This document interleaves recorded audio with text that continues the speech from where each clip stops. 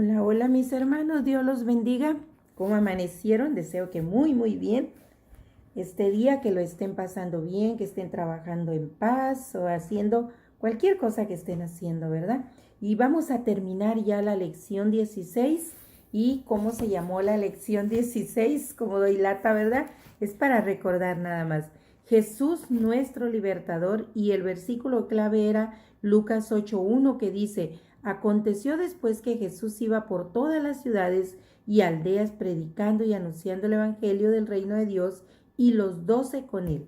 Entonces, así como esos 12 él los preparó y le seguían, nosotros también, muchas personas en la iglesia o fuera de la iglesia son preparadas día con día. Muchos también le siguen, pero pocos, ¿verdad? Un remanente fiel, dice la palabra. Solamente hay un remanente fiel que le sigue. Yo deseo con todo mi corazón que usted sea parte de ese remanente fiel que el Señor tiene.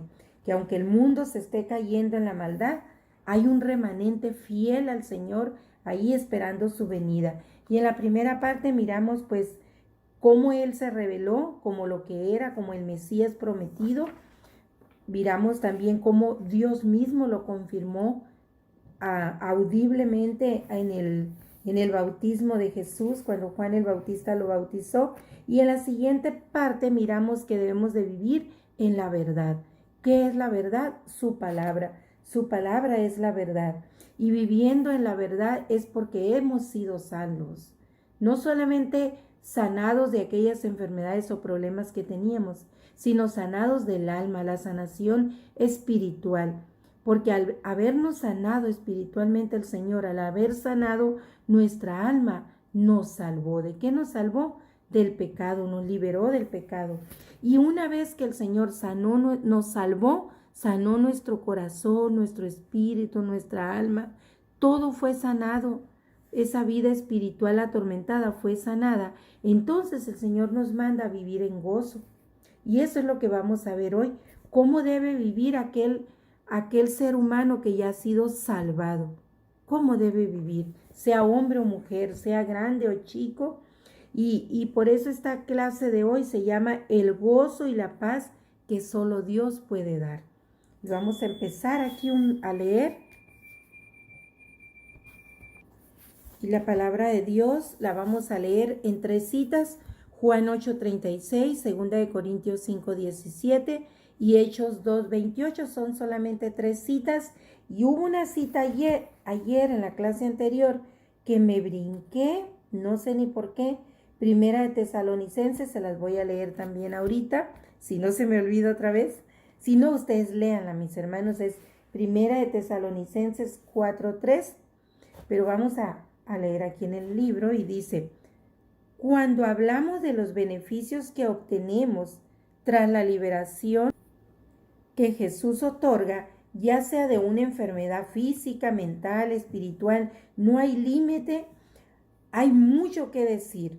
No obstante, solo Dios y la persona que ha vivido ese problema, solamente ellos que han tenido esa limitación lo pueden entender tal sufrimiento.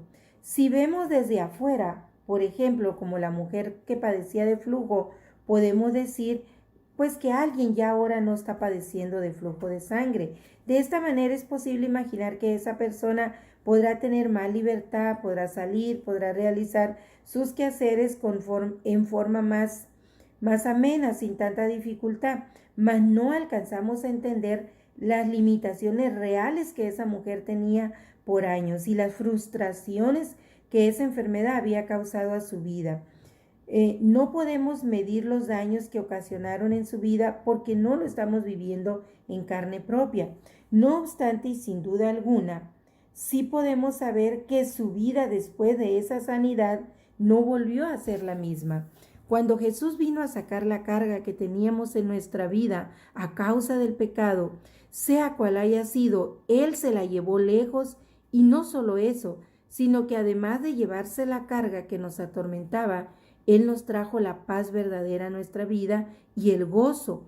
El cambio es maravilloso para el que ha sido redimido, pero no es fácil, ya que las cargas que llevamos por tantos años nos arruinaron la vida. No es así cuando la persona desde su juventud conoce al Señor o desde su niñez. Sin embargo, ya en la adultez es muy difícil pasar de un momento de tormento a un momento de gozo. Sin embargo, con la redención y estudiando su palabra, el Señor nos ayuda a vivir en gozo, como a través de su Santo Espíritu. Esas situaciones que arruinaron nuestra vida por años han quedado atrás, y al no tenerlas debemos aprender a vivir sin ellas, a rehacer nuestras vidas, comenzar de nuevo, porque el día que conocimos al Señor, ese día empezó nuestra nueva vida, una vida eterna. La vida eterna no será cuando hayamos muerto, sino esa será la culminación. La vida eterna empezó el día que el Señor nos redimió, el día que nos salvó de nuestros pecados, nos sacó de la esclavitud y la opresión que Satanás ejercía sobre nosotros. Ese día dio inicio una nueva era, una nueva vida, una vida plena y abundante en Cristo Jesús. Ahí está, mi hermano, la explicación que nos da el escritor de lo que significa haber sido salvados. O sea, ese día empezó la vida eterna. No estemos esperando a morir para tener vida eterna o a que el Señor venga y nos lleve. Entonces será la culminación, pero esa será la glorificación de nuestras vidas. Claro, para vivirlas eternamente. Pero desde ahora, y vamos a ir a Primera Tesalonicenses, primera o segunda, primera, lo que me faltó leerles en la clase anterior. Y Primera de Tesalonicenses 4:3 dice, la voluntad de Dios es vuestra santificación, que os apartéis de todo mal. Entonces, mis hermanos, ahí está. ¿Qué es lo que el Señor quiere? Lo que el Señor quiere es que tengamos una vida santa, ¿verdad? Eso es lo que el Señor quiere, porque todo aquello que nos atormentaba, todo aquello que nos impedía vivir en el Señor, ha quedado atrás, que se fue. El Señor se llevó las cargas, dice Hebreos, una vez y para siempre. No es que el Señor nos va a estar salvando a cada momento, sino que Él nos salvó una sola vez y para siempre. Ahora nosotros debemos de vivir en comunión con Él, y como Él es santo, debemos nosotros ser santos. Por eso en la clase anterior miramos que si la raíz es santa, las ramas también son santas. Y vamos a ver el primer versículo que dice, nos manda aquí el escritor, es Juan 8, del 32 al 36, y dice, y conoceréis la verdad, y la verdad os hará libres. Le respondieron, linaje de Abraham somos, y jamás hemos sido esclavos de nadie. ¿Cómo dices tú que seremos libres? Jesús le respondió, de cierto os digo, que todo aquel que hace pecado, esclavo del pecado es. Y el esclavo no queda en la casa para siempre, el Hijo sí queda para siempre. Así que si el Hijo os libertare, seréis verdaderamente libres. Nosotros somos hijos de Dios, por eso nosotros somos libres, ya no estamos esclavos del pecado, ya no vivimos en esclavitud.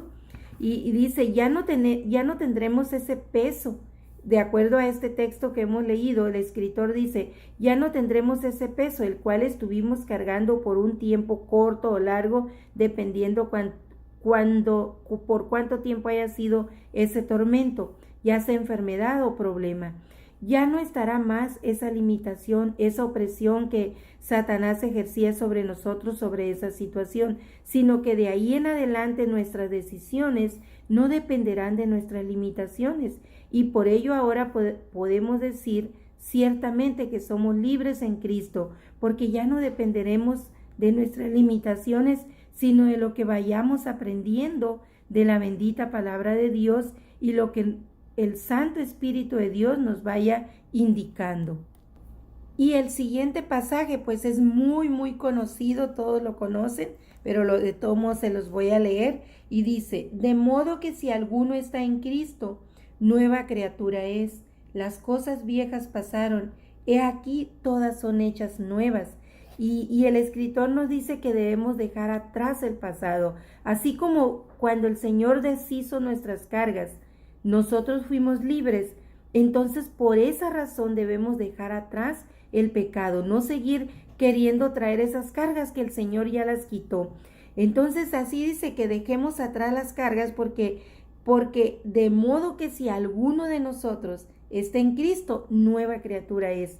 Ya no volveremos a vivir esa experiencia, ya no derramaremos más lágrimas por ese motivo. Vendrán otros, pero esos motivos ya se fueron, ya el Señor se los llevó. Ya no será más parte de nosotros, sino que será solo parte de nuestro pasado. Y allá quedó precisamente en el pasado, pero hoy en nuestro presente, nueva criatura somos. Y mañana que estemos viviendo el nuevo presente que Dios nos permita vivir mañana, lo que hayamos vivido hoy también habrá quedado atrás, mis hermanos. No carguemos eso.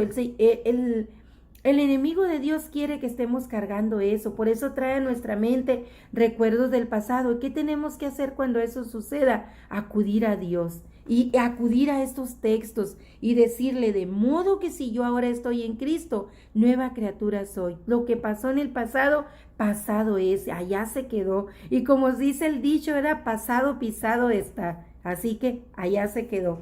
Nada de estarlo recordando, porque la palabra de Dios nos invita a eso. Y si la palabra de Dios lo dice, es verdad, ¿verdad? Entonces dejemos atrás el pasado tormentoso que hayamos vivido. Y también todo lo que hemos vivido en el pasado, dejémoslos allá atrás, porque el Señor nos hizo nuevas criaturas y entonces el Señor nos ofrece una nueva vida y tengamos fe de que cada mañana, cada día, por eso dice su palabra, cada mañana la misericordia de Dios se renueva, porque cada día dejamos atrás el ayer, sea bueno, sea malo, queda atrás. No hay que volver atrás como la mujer de Lot. ¿Se acuerdan de la mujer de Lot? Cómo volteó hacia atrás y se quedó ahí petrificada, se convirtió en piedra de sal. Entonces no volvamos atrás nosotros como la mujer de Lot. Y por último, la siguiente cita es Hechos 2:28, y se las voy a leer también, y dice lo siguiente, es cortito, dice, me hiciste conocer los caminos de la vida y me llenaste de gozo con tu presencia. ¿Usted, mi hermano, tiene gozo en la presencia del Señor? Pues tenga gozo. Mire lo que dice la palabra, me hiciste conocer los caminos de la vida. ¿Cuál vida? ¿Qué dice el Señor? Yo soy la verdad y yo soy la vida y el camino. Entonces Él es la vida eterna y ya nos hizo a través de su palabra conocer la verdad, conocer la vida. Y dice que entonces nos hemos llenado de gozo con su sola presencia. Cuando usted abre la Biblia y empieza a leer, ahí está Dios, porque ese es el pensamiento de Dios. Cuando usted dobla su rodilla y ora, ahí está Dios, porque dice que donde dos o más están, Él esté. Ahí está usted y el Espíritu Santo. Ahí está Él en su presencia. Entonces, mi hermano, debemos vivir en gozo. Dice, debemos disfrutar del gozo y la paz que solo Dios nos da. Un día llegamos ante Jesús con muchas cargas, dolor y angustia, tristeza, producto de la opresión que Satanás ejercía sobre nosotros a través del pecado. Y Él nos ofreció llevarse todo aquello y a cambio depositó en nuestras vidas al Santo Espíritu de Dios y con ello nos dio gozo y paz para comenzar de nuevo, tomado de su mano para avanzar hacia los caminos que Él de antemano ha preparado para los que le siguen. Vea qué hermoso, mi hermano, como el escritor nos lo plantea, ¿verdad? Muchos de los que habían sido salvos seguían a Jesús. Para ellos, Él era la nueva vida que estaba comenzando. Su verdad, su sanidad espiritual había traído una nueva forma de vivir, un nuevo camino lleno de esperanza. Estamos hablando aquí porque eso hablamos en la clase anterior, de los milagros que Jesús hizo, ¿verdad? Por eso esas personas fueron fieles y le siguieron, porque Jesús representaba la nueva vida, la esperanza. Para nosotros también representa lo mismo. Y el escritor nos pide que meditemos acerca de qué es lo que ha hecho el Señor en esa nueva oportunidad que nos ha dado a partir de nuestra salvación, a partir del día de la redención, que fuimos redimidos. Hoy nosotros también seguimos al Maestro, pues si estamos aprendiendo de su palabra es porque también un día fuimos redimidos y vivimos esa experiencia de ser salvos por Jesucristo. Y aunque todos somos diferentes y tenemos necesidades distintas, nuestra motivación para seguirle debe ser una sola. ¿Cuál debe ser? Agradecer, pues Él murió en la cruz para darnos libertad y vida eterna. Esa debe ser la motivación. Desde el principio de esta lección estuvimos viendo cuál era la motivación. Pues esta debe ser, mis hermanos, la motivación. Los beneficios o bendiciones que el Señor nos da a partir de que hemos sido salvos, debemos entender que son regalos que hemos recibido a consecuencia del gran amor que Él nos tiene, de la inmensa misericordia y bondad de Dios.